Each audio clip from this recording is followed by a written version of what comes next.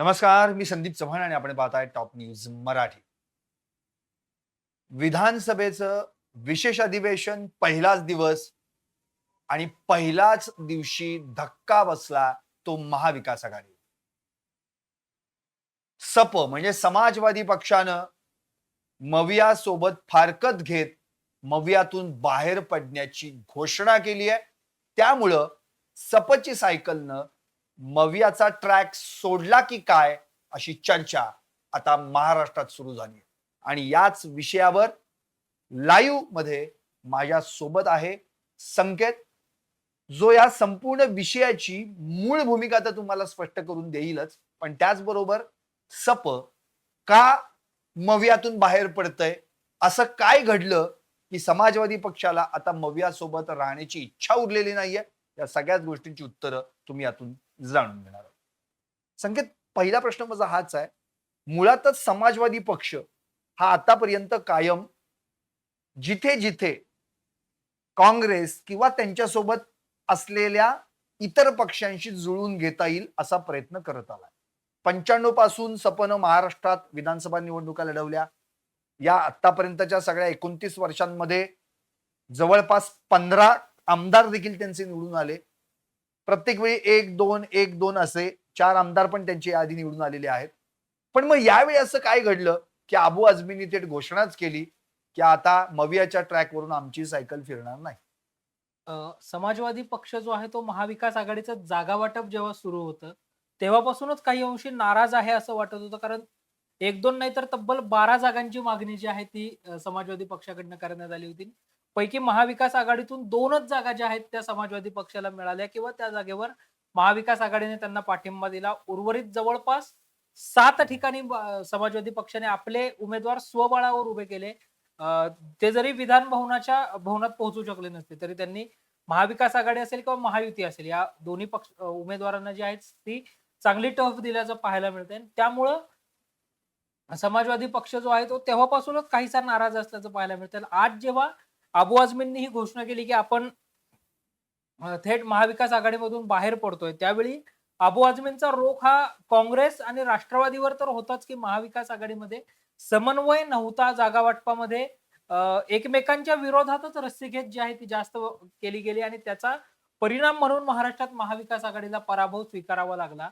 असं म्हणत असतानाच त्यांनी उद्धव ठाकरेंच्या शिवसेनेसारख्या धार्मिक हिंदुत्ववादी पक्ष असणाऱ्या पक्षासोबत आपण राहू शकत नाही आणि म्हणून आपण महाविकास आघाडीतून बाहेर पडतोय असं म्हटलं.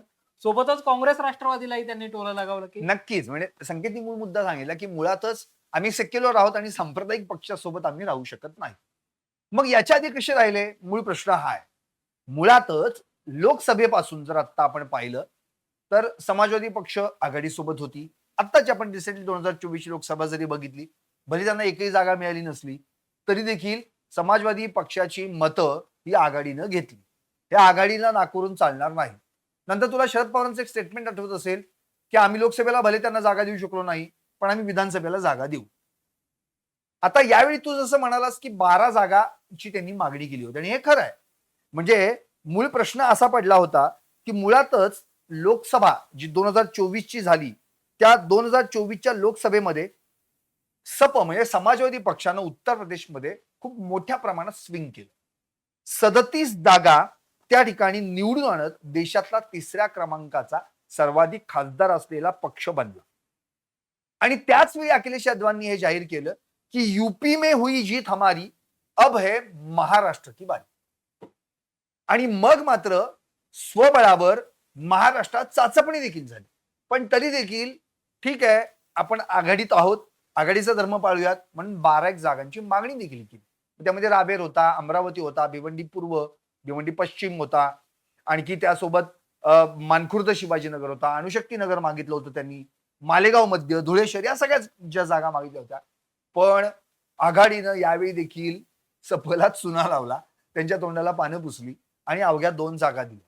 त्या 2 जागा म्हणजे भिवंडी पूर्व आणि मानखुर्द शिवाजीनगर. मुळातच आधीपासूनच या 2 जागा सपलटच होतं की मानखुर्द शिवाजीनगर असो किंवा भिवंडी असो, या दोन्ही जागांमध्ये एकदा तर अबू आझमी थेट 2 ठिकाणी लढले आणि दोन्ही ठिकाणी निवडूनही आले होते. 2009 ला हा प्रयोग घडवला होता त्यांनी. 2014 ला त्यांनी प्रयोग केला, पण 2014 ते एका जागेवर निवडून आणि एका जागी पडले. तिथपासून त्या ठिकाणी अबू आझमी सलग निवडून येतात. आता त्यांची 4थी टर्म आहे. पण अबू आझमींनी आता जे कारण दिलेलं आहे ते कारण काय आहे यावर देखील आपण एक प्रकाश टाकूया. जसं संकेतने आपल्याला सांगितलं की हिंदुत्व याच्या आधी तुम्ही सगळ्यांना सर्वसमावेशक घेऊन लोकसभेला चालला, तेव्हा हिंदुत्वाचा मारा कमी होता. आणि आता उद्धव ठाकरेंनी अचानक सुतोवाच केलं की आमचं हिंदुत्व कायम राहील म्हणून. मग सेक्युलर जो मूळ स्वभाव तुमचा आता लोकसभेत दिसून आला तो कुठे गेला?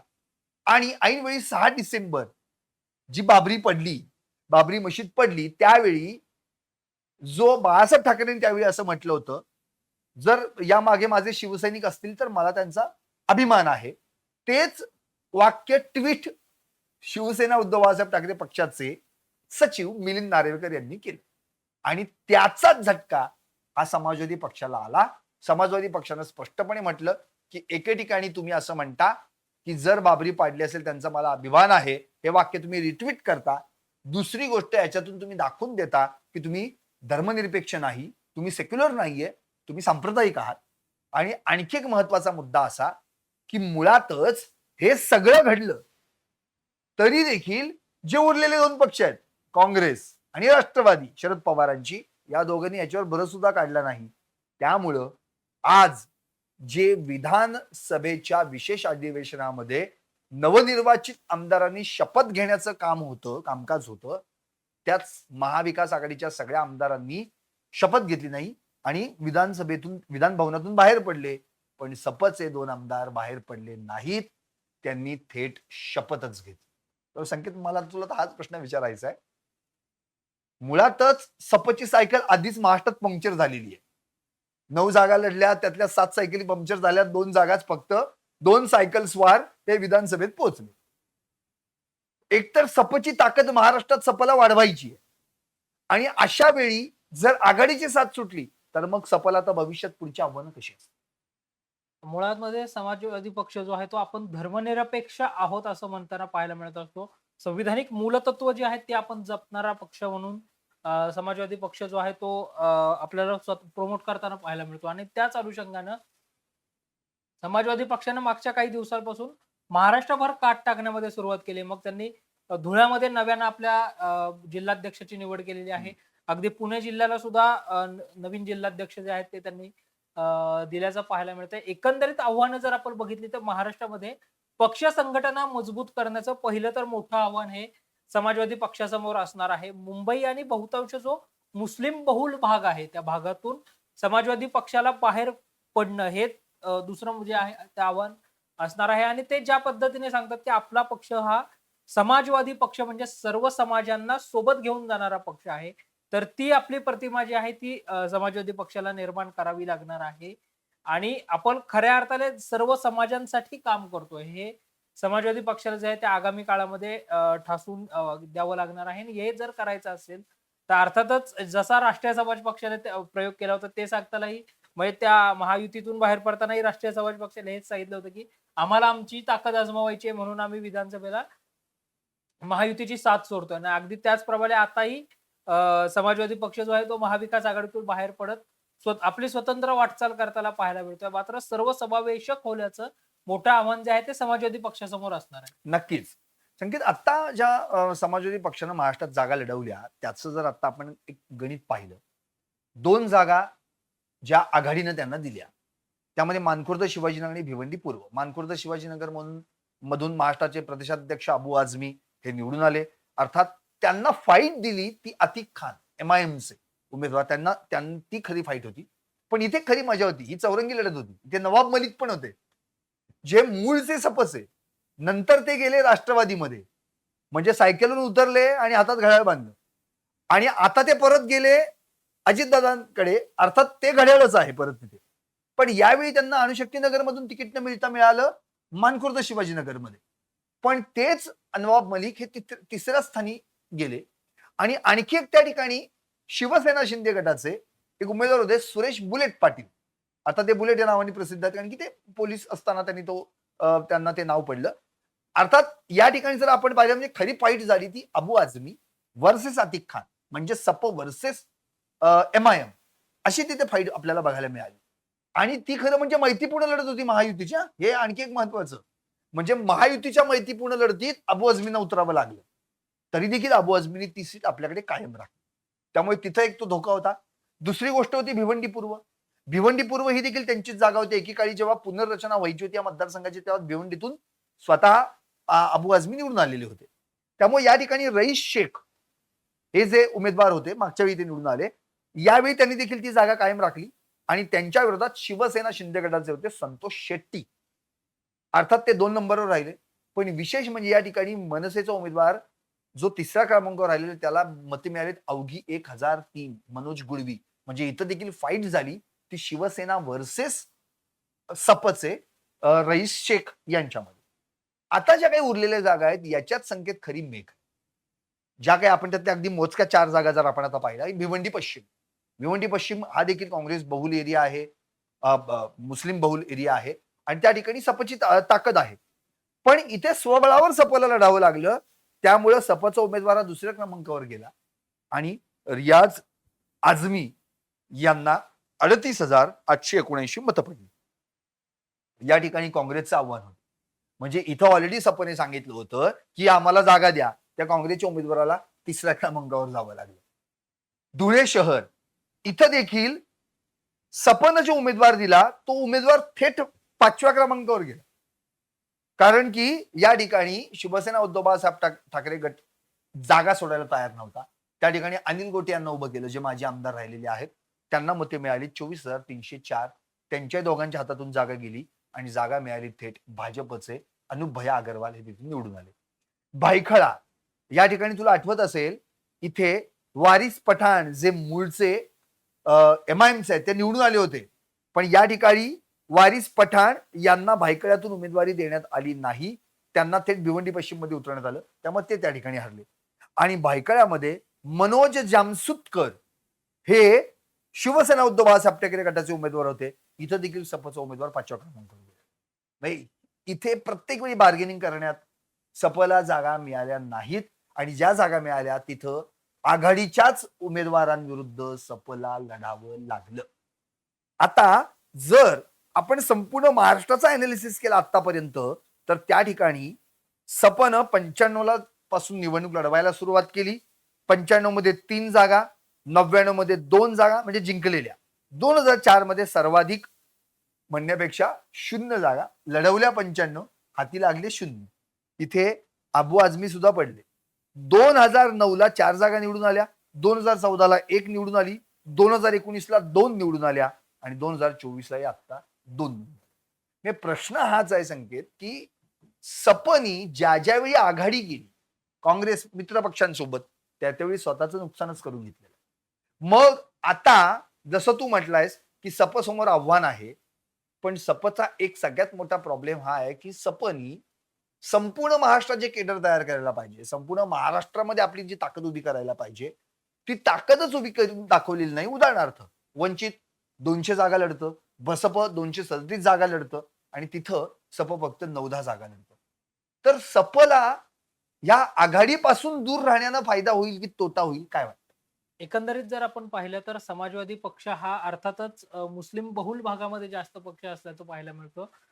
उत्तर प्रदेश सारख्या राज्यामध्ये जेव्हा 37 खासदार त्यांचे आले आता 2024 ला त्यावेळी समाजवादी पक्षाला असं वाटलं की आता महाराष्ट्रभर असेल किंवा देशामध्ये ही आपल्याला मोठ्या प्रमाणावर स्कोप असल्याचं पाहायला मिळतं. अयोध्येची जागा जिंकल्यानंतरही 10-3चं बळ जे आहे ते समाजवादी पक्षामध्ये आल्याचं पाहायला मिळालं होतं आणि त्या अनुषंगाने ते महाराष्ट्रभर तयारी करताना पाहायला मिळत होते आणि आघाडीमध्ये असल्यामुळे अर्थातच महाविकास आघाडीची जी मुस्लिम वोट बँक आहे ती अर्थातच समाजवादी पक्षाकडे काही प्रमाणामध्ये वळल्याचं पाहायला मिळालं आणि तिथे 2 जागा ज्या आहेत त्या ज्या 2019 लाही होत्या त्या पुन्हा राखण्यात समाजवादी पक्षाला यश आलं. अर्थातच आता जर आपण पाहिलं तर महाविकास आघाडी होती त्यामुळं काही अंशी समाजवादी पक्षाला फायदा झाल्याचं पाहायला मिळालं. मात्र जर ते स्वतंत्र लढले तर मात्र स्वतःचं केडर निर्माण करण्यापासून ती स्वतंत्र पूर्ण ताकद जी आहे ती लावावी लागणार आहे. अखिलेश यादव यांच्या नेतृत्वाचा कस जो आहे तो या ठिकाणी लागू देखील शकतो आणि अर्थातच अबू आझमी यांना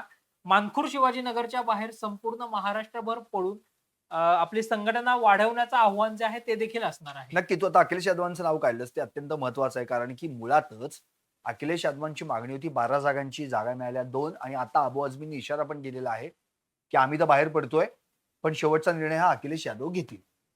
पण अखिलेश यादव शेवटचा निर्णय घेतील असं येत असतानाच एक बातमी आली, ती केंद्रातली बातमी, ती फार महत्वाची, की इथे आता काँग्रेसचं जे नेतृत्व आहे, त्याच्यावर काँग्रेस त्या इंडी आघाडीमधल्याच घटक पक्षांनी आता संशय व्यक्त केलेला आहे. कारण की आता इंडी आघाडीचं नेतृत्व हे काँग्रेसनं न करता तृणमूल काँग्रेसच्या सर्वेसर्वा ममता बॅनर्जींनी करावं असं एक या ठिकाणी पुढे विधान आलंय आणि ममता बॅनर्जी देखील त्यासाठी तयार आहेत. तर पहिल्यांदा ममता बॅनर्जीला कोणी पाठिंबा दिला असेल तर तो सपन. त्यामुळे आता प्रश्न असा पडलाय, की केवळ महाराष्ट्रातनं सपा आघाडीतनं बाहेर पडत नाहीये. तर तो कदाचित केंद्रातून देखील पडतोय का?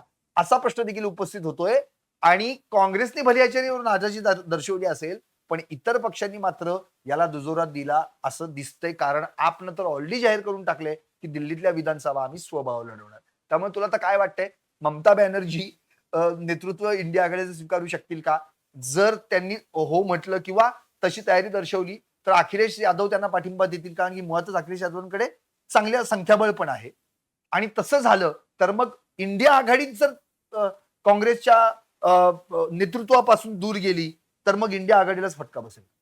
एकंदरीत जर आपण पाहिलं तर ज्यावेळी मुंबईमध्ये इंडिया आघाडीची बैठक झाली होती, त्यावेळी इंडिया आघाडीचा संयोजक कोण असेल असा प्रश्न जो आहे तो पहिल्यांदा या बैठकीमध्ये उपस्थित झाला.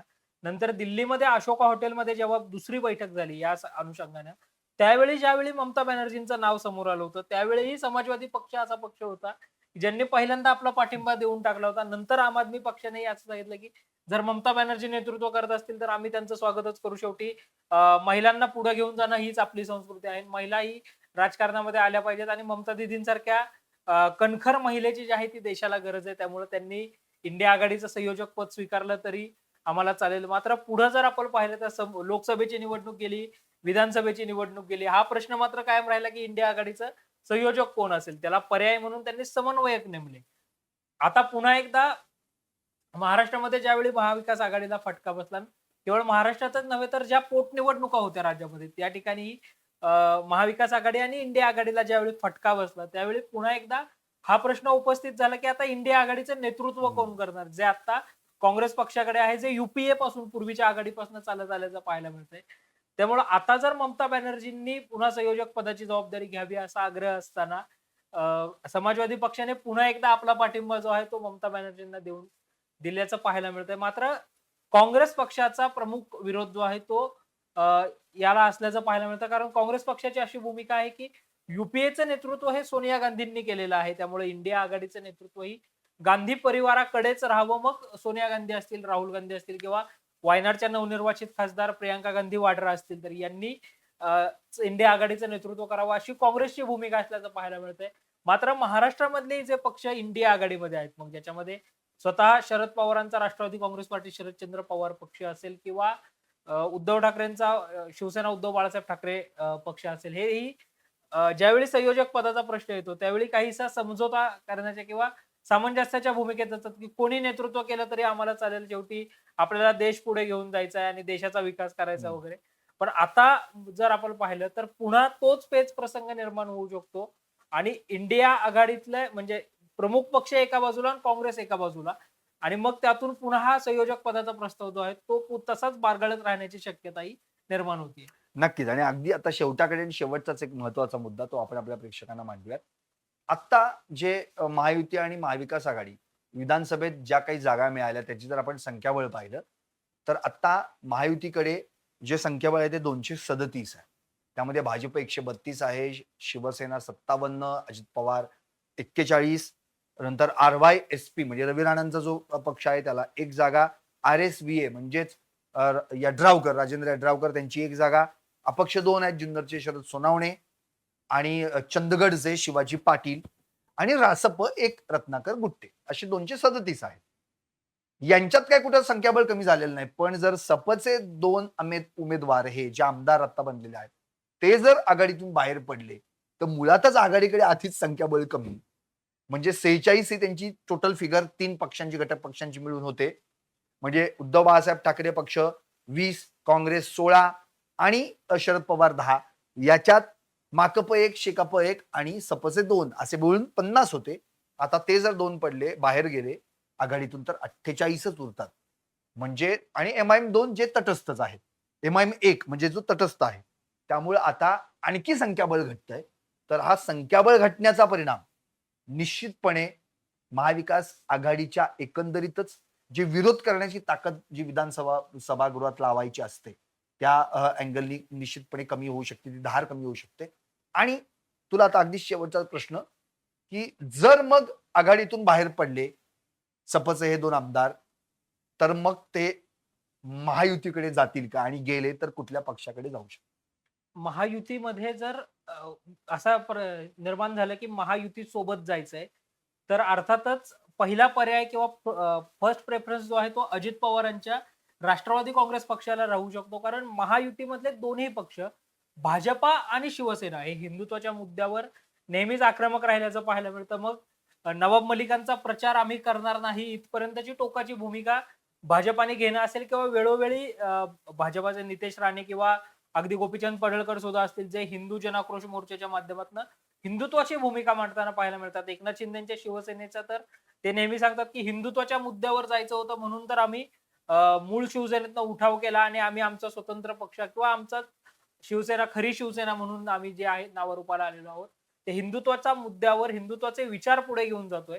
त्यामुळे आज घडीला तरी शिवशाहू फुले आंबेडकरांचे विचार सांगणारा, मांडणारा आणि त्या भूमिकेवर कायम राहणारा पक्ष जर महायुतीमधला कोणता असेल, तर तो अर्थातच अजित पवारांची राष्ट्रवादी काँग्रेस पक्ष आहे. त्यामुळे भविष्यात जर समाजवादी पक्षाला असं वाटलं की महायुती सोबत आता गेलं पाहिजे, तर ते अजित पवारांच्या राष्ट्रवादी काँग्रेस पक्षाची निवड करू शकतात. नक्कीच. एकंदरीतच तो धर्मनिरपेक्ष पक्ष म्हणून अर्थातच अबू आझमी किंवा त्यांचा पक्ष अजितदादा पवार यांच्या पक्षाची निवड करू शकतात. अर्थात हा जर त्याचा प्रश्न आहे, ते तटस्थ राहायचं का महायुतीत जायचं, हा सपचा निर्णय. अर्थात हे निर्णय सगळे उत्तर प्रदेशात अखिलेश यादव घेणार आहेत. पण मुळातच अबू आझमींनी यावेळी हे क्लिअर केलंय की आता आम्हाला मवियाच्या ट्रॅकवरून आमची सायकल चालवायची नाहीये. अखिलेश यादव यांनी उत्तर प्रदेशमध्ये खूप चांगलं यश मिळवलं आणि यूपी में हुई जीत हमारी, महाराष्ट्र में अब है बारी असं म्हटलं होतं. पण तेवढ्या काही सपला या ठिकाणी जागा मिळाल्या नाहीत. पण भविष्यात सप निश्चितपणे पुन्हा एकदा आपल्या सायकलची चांगली सर्व्हिसिंग करेल, ऑइलिंग करेल, तिला हवा भरेल तिच्यात चांगली आणि महाराष्ट्रावरती सायकल फिरवेल असं म्हणायला हरकत नाही. पण भविष्यात ही सायकल जर मवियाच्या ट्रॅकवरून चालणार नसेल, तर ती उद्या महायुतीचा ट्रॅक निवडणार का? याच प्रश्नाचं उत्तर लवकरच येत्या काही दिवसात मिळायला हरकत नाही. पाहत रहा टॉप न्यूज मराठी, आपला महाराष्ट्र, आपली बात. टूर्स अँड ट्रॅव्हल्स विश्वातील एक विश्वसनीय नाव मँगो हॉलिडेज घेऊन आले आहेत धम्माल फॉरेन टूर्स खास तुमच्यासाठी. एक्झॉटिक युरोप 17 रात्री 18 दिवस, साऊथ आफ्रिकन सफारी 9 रात्री 10 दिवस, नॉर्दर्न लाईट्स 8 रात्री 9 दिवस, दुबई अबुधाबी 5 रात्री 6 दिवस, व्हिएतनाम कंबोडिया 8 रात्री 9 दिवस. तर आजच आपली सीट बुक करा आणि आपल्या फॉरेन टूर्स मेमोरेबल करा. मँगो हॉलिडेज म्हणजेच अविस्मरणीय सहलीचा अनुभव. मँगो हॉलिडेज, चौथा मजला, स्वोजस कॅपिटल अतिथी रेस्टॉरंटच्या वर, लॉ कॉलेज रस्ता, पुणे 4. संपर्क पुणे 83 839 505 किंवा 80 80 81 74 54. मुंबई 83 839 503 किंवा 96 53 18 74 78. Come on guys, hurry up. यार सुन ना, एक ब्रेक ले लेते हैं. Guys, I'm telling you, तुम लोगों को सही से ट्रैकिंग नहीं आता. But that's okay, you can learn. रोज का ढक्कन देना. ये रेड वाला है, सही वाला देना. अबे ढक्कन, पहले तो सही पानी पीना.